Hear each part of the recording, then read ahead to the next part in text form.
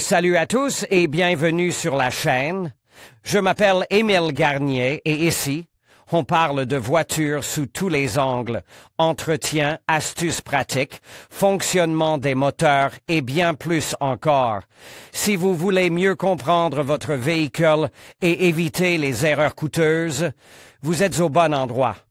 Pensez à mettre un j'aime, à vous abonner à la chaîne et à regarder la vidéo jusqu'à la fin. Vous y trouverez des infos vraiment utiles. Pour s'assurer que l'indignation suscitée par le stationnement ou la conduite sur le trottoir est justifiée, rappelons ce que dit le code de la route à ce sujet.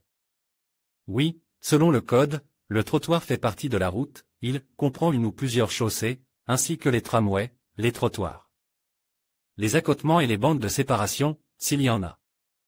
Toutefois, dans le code de la route, un trottoir est un élément de la route destiné à la circulation des piétons et adjacent à la chaussée ou à la piste cyclable ou sépare d'elle par une pelouse. L'article 9.9 confirme que les voitures n'ont rien à faire sur le trottoir, il est interdit de faire circuler des véhicules sur les voies et accotements séparatifs, les trottoirs et les voies piétonnes. Les piétons doivent toutefois se rappeler que les voitures peuvent parfois se trouver sur le trottoir. Deux possibilités s'offrent alors à eux. Tout d'abord, le même paragraphe 9.9 du Code de la route précise qui peut conduire sur la chaussée, les véhicules des services d'entretien des routes et des services publics sont autorisés à conduire sur la chaussée, ainsi que sur l'itinéraire le plus court. Pour les véhicules apportant des marchandises aux entreprises et installations commerciales et autres situées directement sur les bordures, les trottoirs ou les voies piétonnes, en l'absence d'autres possibilités d'accès. En d'autres termes, non seulement les constructeurs de routes et les travailleurs des services publics peuvent rouler sur la chaussée, mais aussi les voitures transportant des marchandises vers les magasins. La deuxième option est le stationnement légal sur le trottoir.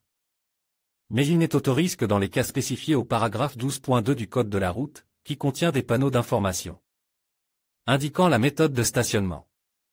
Le paragraphe 12.2 stipule que le stationnement sur le bord du trottoir bordant la chaussée n'est autorisé que pour les voitures, les motos, les cyclomoteurs et les bicyclettes aux endroits signalés par le panneau 6.4 avec l'un des panneaux 8.4. 7, 8.6. 2, 8.6. 3, 8.6. 6 à 8.6, 9. Si la voiture est garée sur le trottoir et qu'il n'y a pas de panneau à proximité, ou si la voiture vient vers vous sur le trottoir, alors qu'il n'y a pas de magasin à proximité, il s'agit bien d'une infraction pour laquelle le conducteur peut être poursuivi. Tout d'abord, l'infraction doit être documentée par une photographie ou une vidéo. Les photographies doivent comporter la date de la prise de vue. Il est donc utile d'indiquer la date et l'heure directement sur la photographie, si possible. Bien entendu, le numéro d'immatriculation de la voiture du contrevenant doit être visible sur la photo ou la vidéo. Vous pouvez également prendre des photos des environs pour faciliter la localisation de la voiture. La manière la plus efficace de déposer une demande est de le faire en ligne.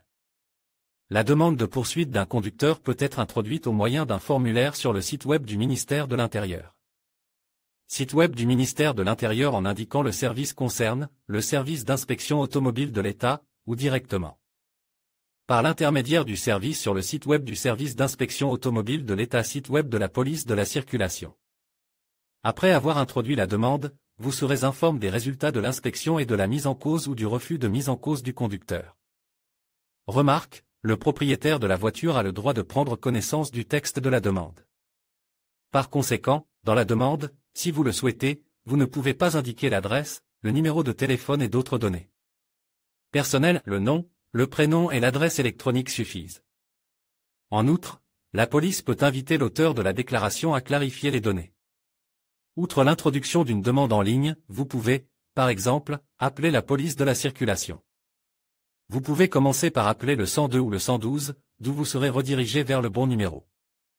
Bien entendu, cette méthode de résolution du problème ne fonctionne que pour les voitures en stationnement, il est inutile d'appeler lorsque la voiture passe sur le trottoir. En outre, il peut s'écouler beaucoup de temps entre l'appel et l'arrivée effective des agents de police, le contrevenant ayant peu être déjà quitté les lieux. Les sanctions pour le stationnement et la conduite sur le trottoir sont différentes. Rouler sur les trottoirs est sanctionné par la partie 2 de l'article 12.15 du Code des infractions administratives de la Fédération de Russie. Cet article stipule que la conduite sur les pistes cyclables, les voies piétonnes ou les trottoirs en violation du code de la route. Est passible d'une amende administrative de 2000 roubles. Le stationnement sur le trottoir renvoie à l'article 12.19. La partie 3 de cet article stipule que la violation des règles d'arrêt ou de stationnement des véhicules sur le trottoir, sauf dans le cas prévu à la partie 6 du présent article, entraîne l'imposition d'une amende administrative de 1000 roubles. Mais la partie 6 prévoit une amende plus élevée pour Moscou et Saint-Pétersbourg, les infractions prévues aux parties 3 et 4 du présent article, commises dans la ville d'importance fédérale de Moscou ou de Saint-Pétersbourg, entraînent l'imposition d'une amende administrative d'un montant de 3000 roubles. Toutefois, en cas de stationnement sur le trottoir, outre l'amende, les dispositions suivantes s'appliquent: l'évacuation de la voiture vers un parking. En conclusion, il est essentiel de rappeler que le stationnement sur le trottoir constitue une infraction qui nuit à la sécurité et à la circulation des piétons. Si vous êtes confronté à une telle situation, n'hésitez pas à signaler le véhicule aux autorités compétentes, qui pourront prendre les mesures nécessaires. En sensibilisant les conducteurs aux conséquences de leurs actes, nous contribuons tous à rendre nos espaces publics plus sûrs et accessibles. Ensemble, faisons respecter les règles pour le bien de tous. Merci de votre attention et à bientôt pour d'autres conseils pratiques.